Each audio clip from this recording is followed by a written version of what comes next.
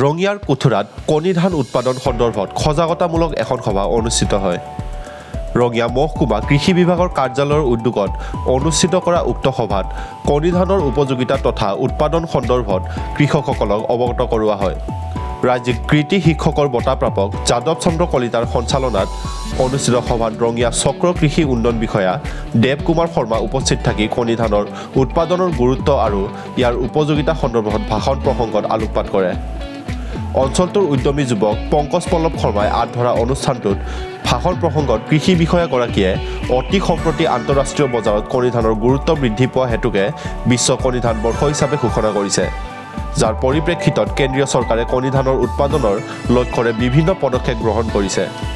এনে এক প্ৰেক্ষাপটত ৰাজ্যৰ লগতে ৰঙিয়াৰ কৃষকসকলৰ মাজতো সজাগতা সৃষ্টিৰ প্ৰয়াসেৰে এনে এক পদক্ষেপ গ্ৰহণ কৰা বুলি সদৰি কৰে।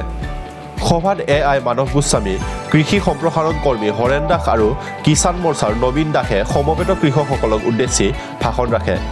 আনহাতে ইয়াৰ পিছতে কৃষি বিষয়াগৰাকীয়ে পংকজ পল্লৱ শৰ্মাৰ কৃষিভূমিত প্ৰদৰ্শনীমূলক কণী ধানৰ বীজ সিঁচা কাৰ্যসূচীৰ আনুষ্ঠানিকমূলকভাৱে শুভাৰম্ভ কৰে।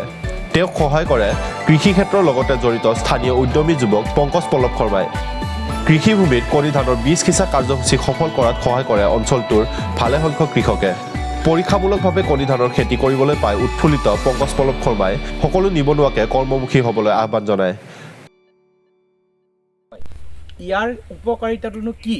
তো এই বিষয়ে আপোনালোকৰ ওপৰতো এটা দায়িত্ব থাকিব যে অকল এইবাৰত যিটো আপোনালোকে খেতি কৰিব, অকল খেতি কৰাই নহয়, 2-4জনক মাতি আনি দেখুৱাওক।